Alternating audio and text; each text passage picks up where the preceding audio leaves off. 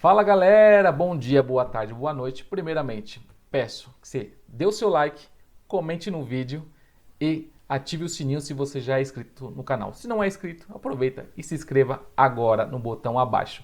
Hoje a gente vai tratar aqui o giro de notícias referente à vitória do Timão sobre o Juventude por 2-0 pela 11ª rodada do Brasileiro, retomando aí a liderança, e também vamos falar do caso Jô e Luan, que tiveram novos desdobramentos aí na última sexta-feira pelos dirigentes do Corinthians. Sobe a vinheta, produção!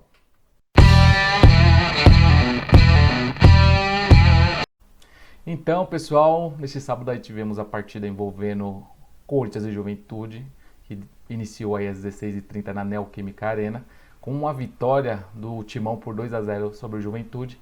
E para transcorrer e analisar o que foi esse jogo, temos aí a participação dele sempre. E aí, Tiagão, como que você tá, meu irmão? Fala, Titi. Primeiramente, uma boa noite, uma boa tarde aí, uma boa madrugada para quem estiver assistindo. Primeiramente, vai Corinthians, né? Meu, que vitória, né? Um time bem aguerrido, bem sustentável no campo. Acho que das últimas partidas foi a melhor partida do Corinthians, tendo em consideração o adversário muito debilitado, Fraco. fraco, mas mesmo assim o controle de jogo eu achei muito interessante. E assim, com uma formação peculiar, básica, né? Cada um na sua posição, sem inventar muita coisa. E o Corinthians mostrou aí que a força dele e a força da gente jogando em casa junto com a nossa torcida, né, Ti? Exatamente, o Corinthians mostrou a sua força da forma que tem que ser, pegando equipes mais fracas. Ele tem que ser o mandante, então ele tem que mostrar que ele é o mais forte dentro da sua casa. São situações que ocorreram aí em partidas anteriores, pegando equipes de menores expressões, que o Corinthians mostrou dificuldade, mesmo jogando em casa. Então eu acredito que foi uma partida da superação. O time, eu acho que entendeu as críticas que tiveram aí referente à partida da última terça-feira frente ao Cuiabá. E aí a gente vai detalhar, né, Ti, a questão do primeiro e do segundo tempo. O que, que você achou ali no primeiro tempo? O que, que você acredita que possa continuar para as próximas partidas?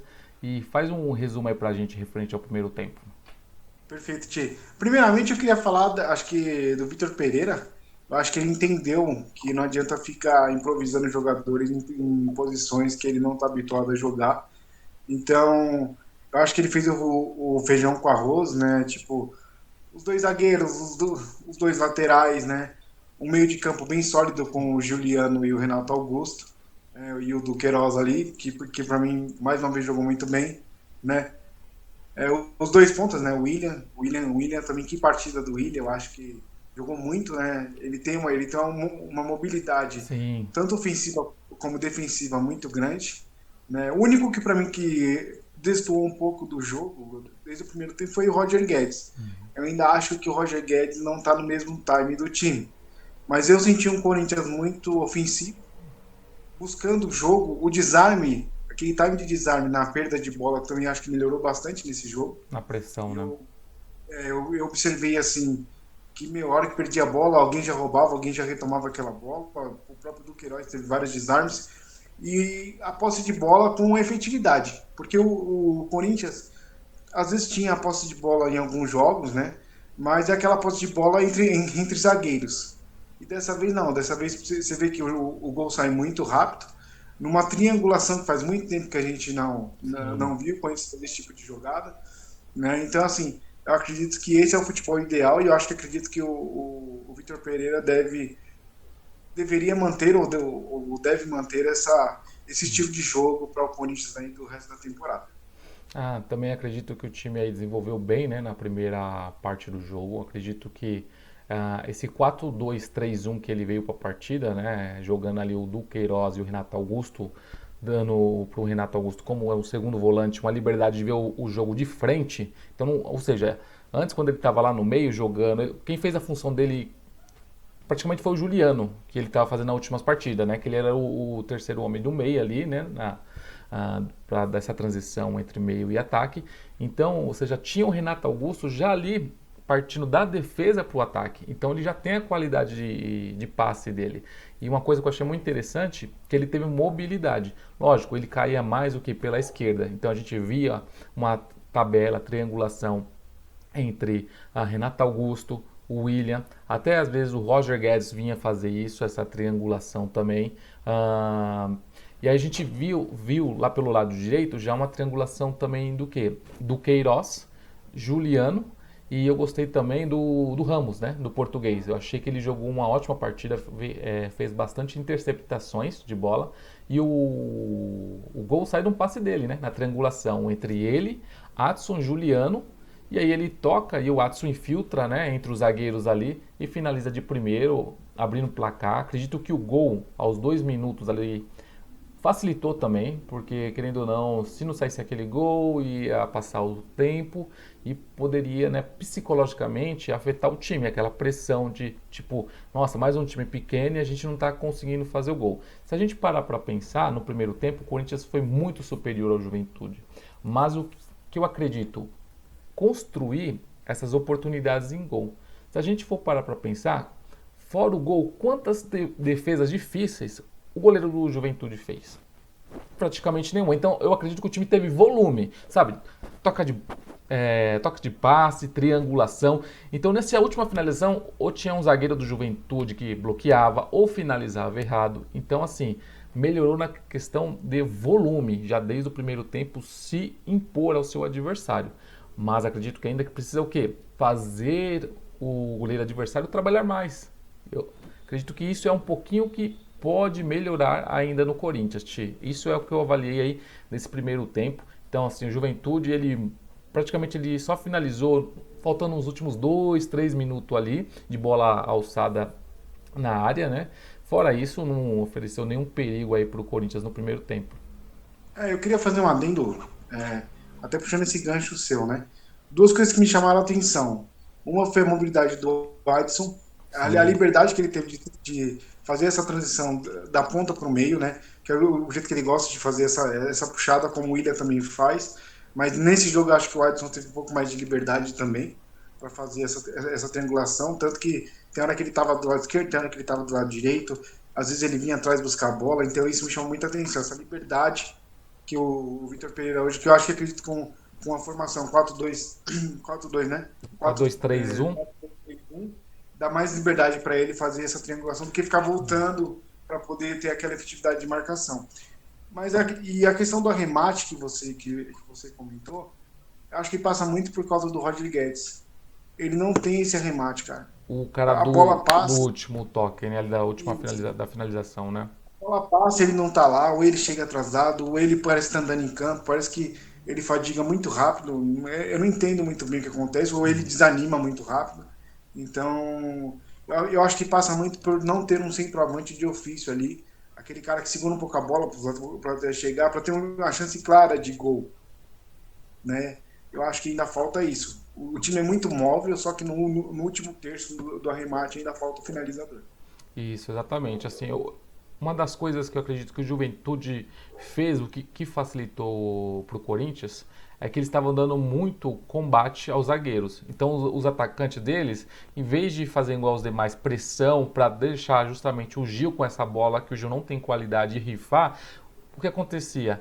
Eles iam marcar o Gil, né, e o Raul, e aí o que acontece? O Renato vinha ou do Queiroz. Então saía deles e já ganhava campo pro ataque. Coisas que os outros times adversários que a gente via nas últimas partidas, não. Eles faziam aquela linha alta, mas deixavam o quê? Gil e Raul, os dois com a bola. Um tocando pro outro, ou tentar uma bola longa, e aí o time adversário brigava pela segunda bola e recuperava. Então a coisa que eu acho que talvez facilitou para esse jogo do Corinthians, não sei para as próximas partidas, se os times, por exemplo, o Atlético Paranaense, quando você vai pegar na quarta-feira, se fazer o mesmo jogo que o América fez, que o Cuiabá fez, se o Corinthians não vai voltar a ter essa dificuldade.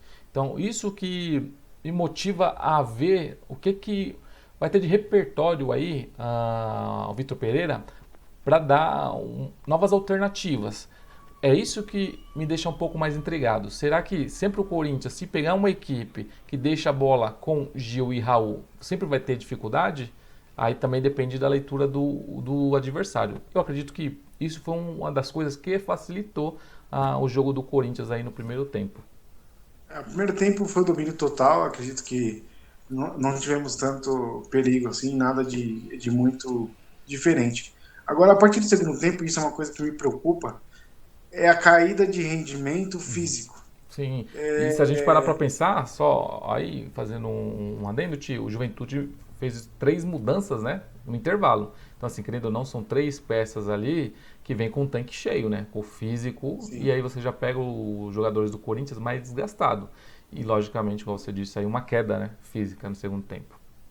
isso me preocupa muito, porque como não temos um elenco com tanto repertório, nessa queda física, se a gente não tiver um placar tão elástico, eu acho que se pegar um time mais qualificado vai sofrer. Porque na minha visão, é uma queda muito brusca. Eu acho que o departamento físico, alguma coisa tem que ser revista, porque assim, o jogo tem 2 tempos. Então Uhum. a gente precisa ter pelo menos metade do tanque cheio para jogar o segundo tempo.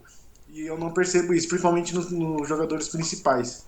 O Renato Augusto, ele cai muito de produção no segundo tempo. Sim. O próprio Juliano já não estava rendendo bem. O William também, por ele ter esse scout muito rápido, ele também no segundo tempo ele cai muito de rendimento. Então, assim, eu não sei o que o técnico o Vitor Pereira vai fazer com relação a isso. Ou fazer uma estratégia de no primeiro tempo segurar um pouco mais, entendeu? Para que no segundo tempo eles tenham um pouco mais de gás para jogar, mas ele vai precisar fazer alguma coisa nesse sentido, porque se pegar um time mais qualificado, tendo essa baixa rendimento no segundo tempo, vai ser complicado. Sim, eu acredito que se fosse para apostar aí no primeiro ou segundo tempo, o Vitor Pereira sempre deveria apostar no primeiro tempo, fazer uma partida assim. E aí no segundo tempo, se tiver lá ganhando de 1-0, tentar fazer um jogo mais na segunda etapa mais burocrático, para tentar sair com resultado e não oferecer tanto perigo, porque realmente tem uma queda física aí dos jogadores do Corinthians, porque realmente eles fazerem essa pressão.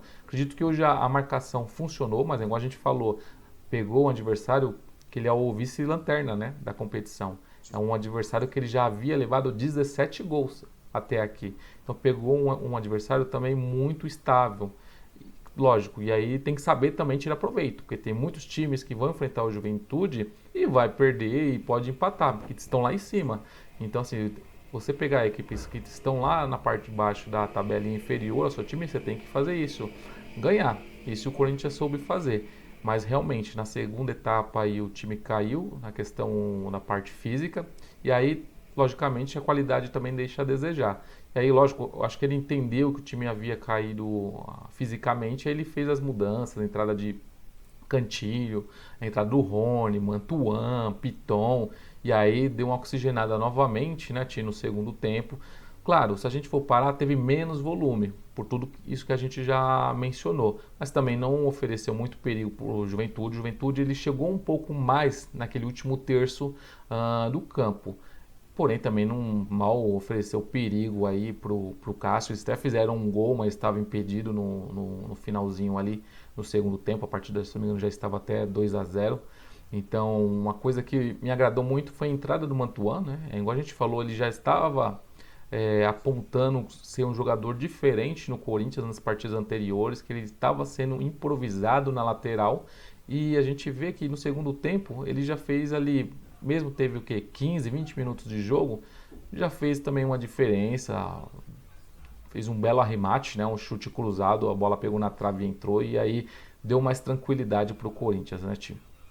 Sim, sim. Eu acredito que assim, as mudanças foram. Eu acho que o Victor percebeu essa caída de rendimento, aí veio com outros jogadores. Né? O Mantuan não é novidade, ele sempre entra muito bem assim nas partidas.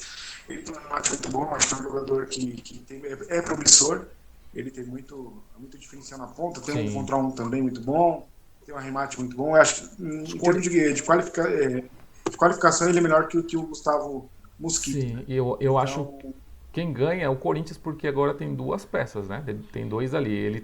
Você tem o Mantuan que ele é mais agudo, você tem o Watson que ele tem um drible curto, né? O Watson ele consegue fazer esse movimento de mudar de direção. Então assim, é quem o de só tem a salão, ganhar, né? isso. Então quem só tem a ganhar é o Vitor Pereira com tendo mais opções para aquele lado direito. O que me preocupa muito é o meio de campo, porque quando o Rony entra, cara, eu já fico desesperado, porque é um jogador muito ruim. Sim. É um jogador muito pobre de parte física. Ele pode até cumprir a parte tática, mas assim, ele é muito afobado. Uhum. Ele muitas das vezes parece que ele tá meio perdido em campo. Então, assim, isso me preocupa na hora de alterar o meio de campo. Acho que teria que ter uns jogadores aí, umas contratações para que a gente conseguisse manter pelo menos o nível de jogador, né? Porque quando o Vitor Pereira vai fazer as mudanças, ele às vezes não tem tantas peças, aí ele tem que porque o Piton lá na ponta, lá em cima, aí ele tem que fazer ali Improvisar, uma né? mágica com o time. Então, eu acho que a gente precisa de uns reforços aí para poder, durante a temporada, manter esse futebol. Isso. E é o que a gente veio falando, né? Hoje ele não fez como o professor Pardal, ele manteve um esquema tático, manteve uma ideia de jogo, Colocou os e deu muito jogadores nas certo. suas E posições, vai, né? e vai Corinthians, né? Mais uma Exatamente. vitória, estou muito feliz. Logicamente que é o grande Juventude, mas o importante é os 3 pontos. Né? Líder, né? Vamos dormir Isso, líder hoje. dorme líder, exatamente, reassume a liderança. Feliz. Então, assim, acredito que ao frigir dos ovos aí, a gente fez uma boa fritada, né? Exatamente.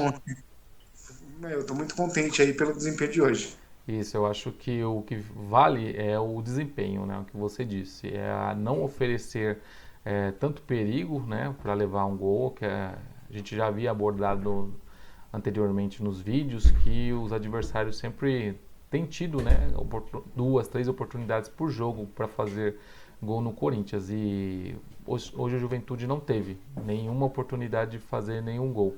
Então acredito que assim, ao todo, né, no geral, foi muito bom a partida. Para você, quem foi o melhor em campo hoje? Hoje para mim foi o Ramos, o Rafael Ramos para mim eu acredito que foi o melhor aí jogador do Corinthians. Ele conseguiu fazer os desarmes, o combate ali, roubar essas bolas.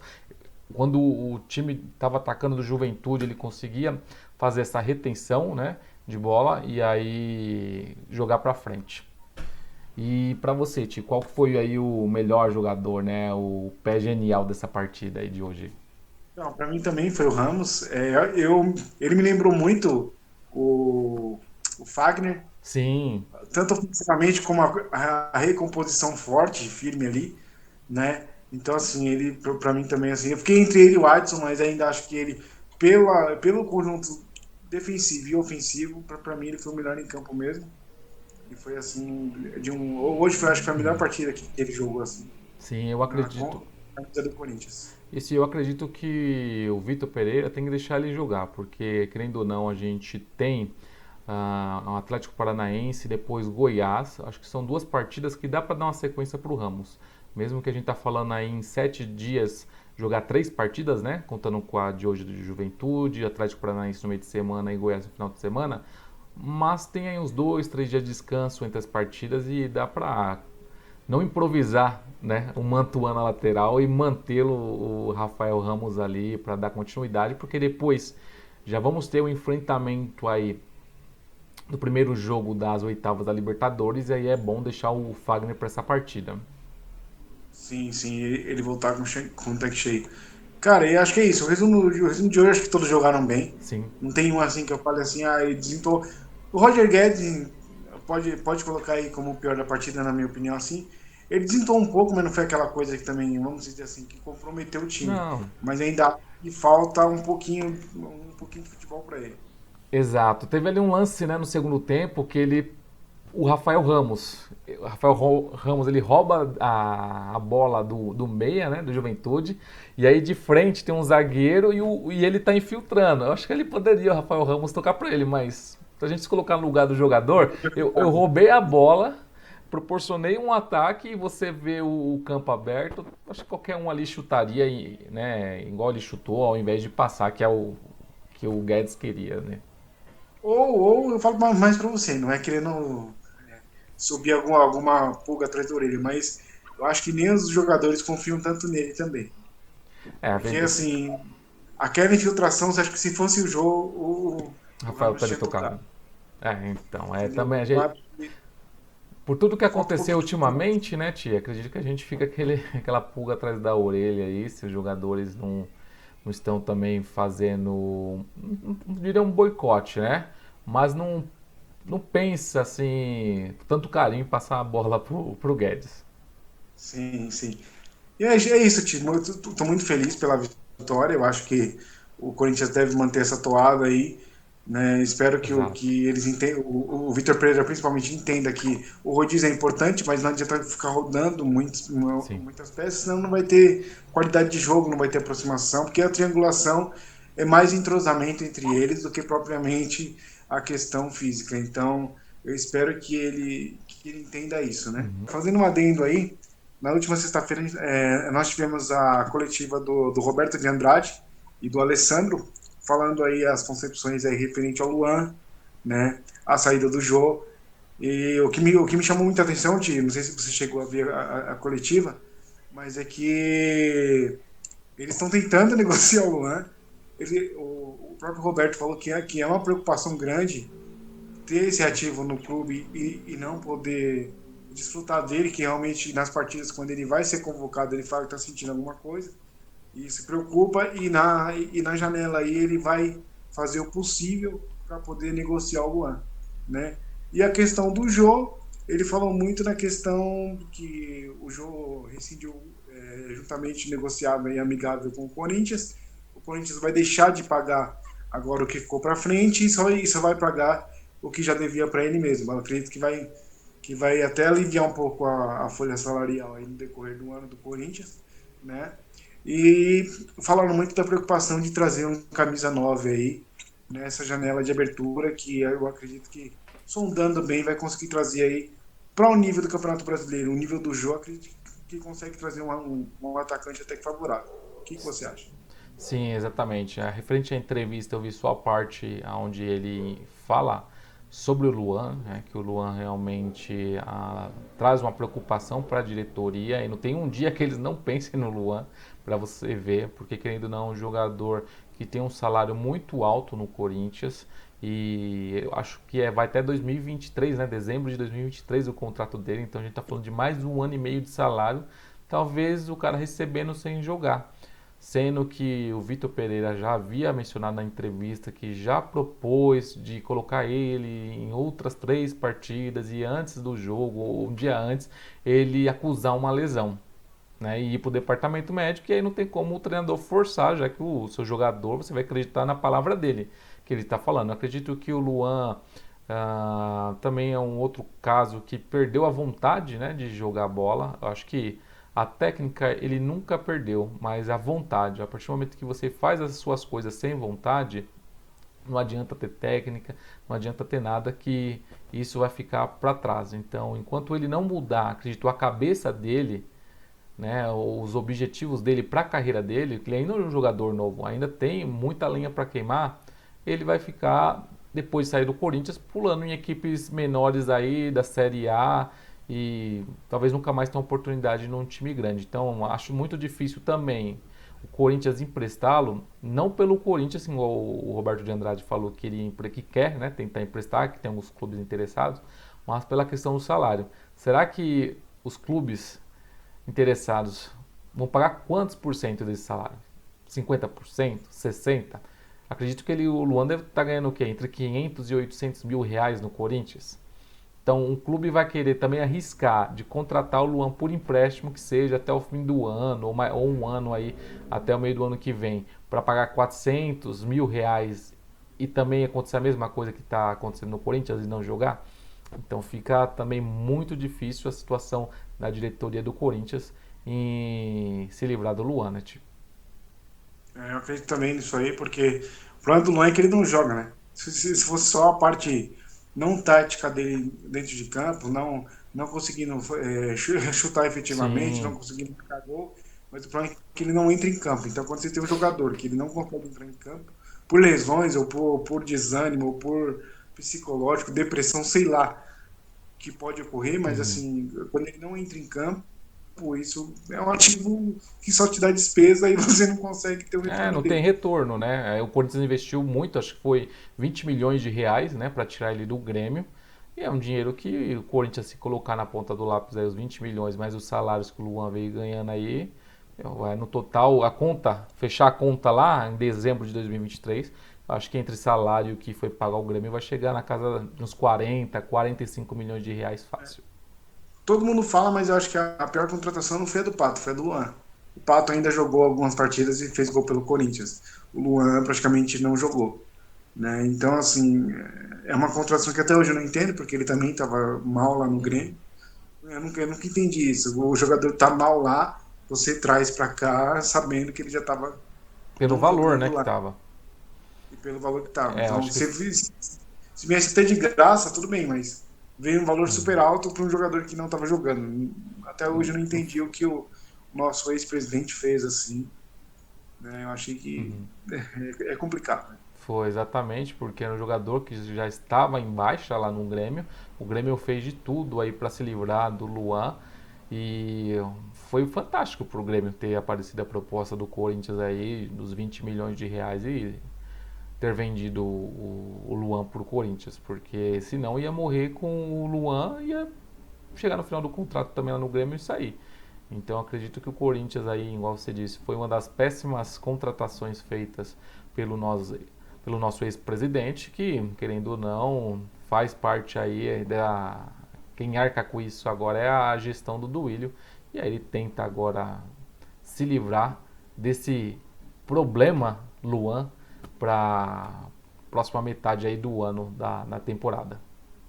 Referente ao jogo, cara, não foi uma surpresa, mas foi uma chateação. Porque não tirando os méritos dele, pô, ele fez uma passagem brilhante aí pelo Corinthians, né, na Sim. última passagem, tem uma identificação com o clube, então acho que ele precisaria realmente vestir mais a camisa do time, assim. E as últimas atitudes dele me surpreenderam muito, assim. Um cara que falou que tinha um conceito religioso, que Deus mudou a vida dele, né, na última passagem, e voltar dessa forma que voltou com a cabeça virada, fazendo palhaçada como se fosse um menino aí de 15, 16 anos, Uhum. né, sem comprometimento nenhum. Sim. Até porque está em final de carreira, eu acho que ele poderia terminar essa brilhante carreira dele em alto nível, assim, Uhum. sendo ovacionado pela grande torcida que é do Corinthians. Sim. E não é o caso. Hoje ele está saindo praticamente pelas portas do fundo, né? Por uma imagem que isso vai ficar marcado na carreira dele para sempre, né? O cara que realmente saiu pela porta de trás, né? Exato, exatamente. Eu acredito que o Jô ele poderia, ele mesmo se dar a oportunidade de continuar focado, né, pelos próximos 6 meses. A gente está falando aí que o campeonato acaba em novembro.